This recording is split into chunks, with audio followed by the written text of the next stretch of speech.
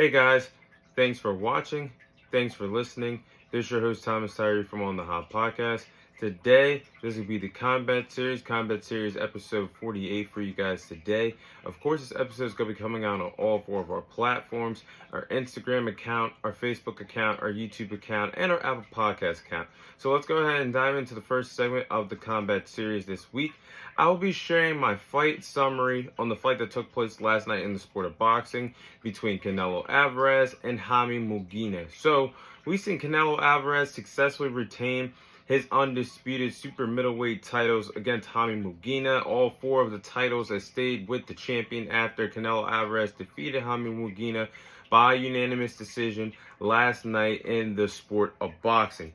So, my initial thoughts on this fight, I thought it was a good back and forth battle between Canelo Alvarez and Jaime Munguia. Both fighters were very active last night, gave us a pretty good fight, a pretty entertaining fight for 12 rounds in the sport of boxing, because both fighters, Canelo and Jaime, both threw a total of 1,200 total punches in this fight combined. So shout out to Jaime Munguia for making this fight pretty interesting. It exceeded my expectations about how I thought this fight was going to go. Especially for Jaime Munguia fighting his heart out after he got dropped and sent to the canvas in the fourth round of that fight. Never stopped, never quit, kept fighting, and gave Canelo Alvarez a run for his money in this fight to give us a pretty entertaining fight on Cinco de Mayo weekend. But I'm looking forward to how Jaime Munguia's career goes after this. He definitely earned my respect last night in the sport of boxing, but Canelo Alvarez has not lost a step. He looks very good. The endurance has not gone anywhere. His power shots and ruthless aggression in the boxing ring has not gone anywhere. He can still land those lethal 1-2 combinations in the sport of boxing. So Canelo Alvarez looked great in my eyes last night, and I'm looking forward to seeing how Canelo Alvarez moves forward as still the super middleweight champion in the sport of boxing today. So with that being said, I also should have said that I think this is the best version of Canelo Alvarez that I've seen since Caleb Plant and that performance of 2021. Because you look at his performances over the last 2 years, yeah, he's picked up some wins, but I haven't seen Canelo look that good up until last night. And he did it against a very good, very skilled, undefeated fighter at the time in Jaime Munguia. But his performances against Dimitri Bivol, that performance was pretty bad. And I think that was the worst that we've seen at Canelo Alvarez. It just outclassed, something we haven't seen since he fought Floyd. The Triple G trilogy, that wasn't really a spectacular performance. The John Ryder performance last year for Cinco de Mayo weekend was okay. And then you could count that Jermell Charlo performance, but Jermell Charlo didn't even try. It was basically 12 rounds of sparring for Canelo Alvarez, sparring in a way of, yeah, I'm going to do whatever I want to you, and you're not going to do anything to me. That's how I thought that fight between himself and Jermell Charlo was last September. So yes, I do believe that this was the best I've seen Canelo Alvarez since the Caleb Plant performance in 2021. But now looking at it, Canelo Alvarez is now 10-1 on Cinco de Mayo weekend, the weekends that he's fought. Obviously, the one loss, the one stain to his resume on Cinco de Mayo weekend was that loss to Dimitri Bivol 2 years ago in the sport of boxing. So, with that being said, what's next for Canelo Alvarez? Can we please, with a cherry on top, get Canelo Alvarez versus David Benavidez next in September? Because, ladies and gentlemen, boys and girls, that is the fight we all want to see. That is the biggest fight to be made in the sport of boxing today between Canelo Alvarez and David Benavidez. David Benavidez does have to take care of his own competition as he'll be fighting in the co-main event of the Gervonta Davis-Frank Martin card.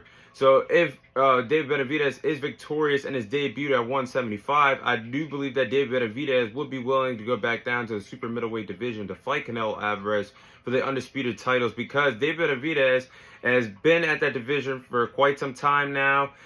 Former two-time WBC world champion at the super middleweight division. Why not give us that fight that we truly deserve between Canelo Alvarez and David Benavidez?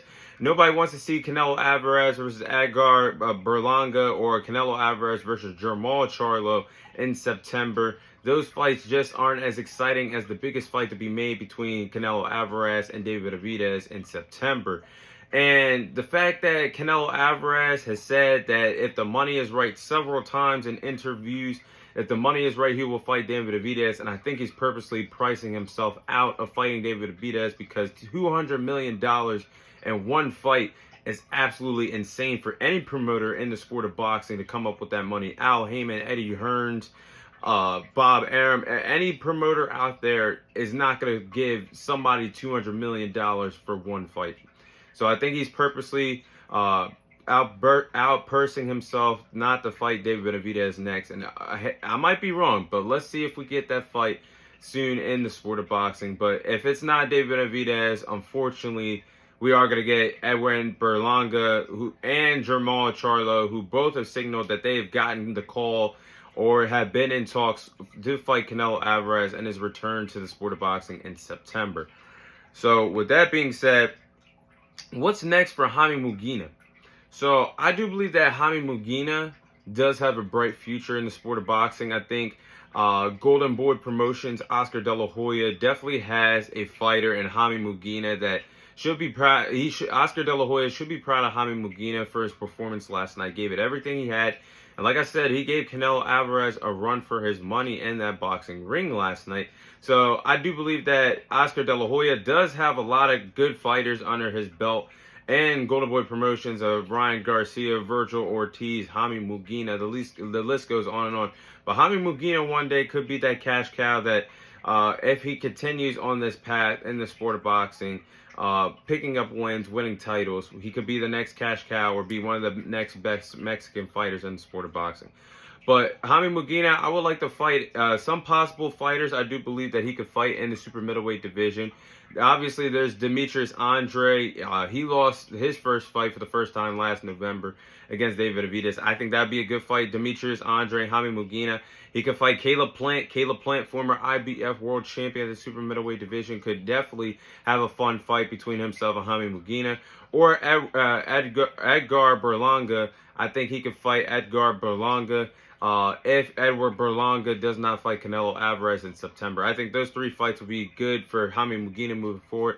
But that is my fight that is my fight summary on last night's fight in the sport of boxing between Canelo Alvarez and Jaime Munguia.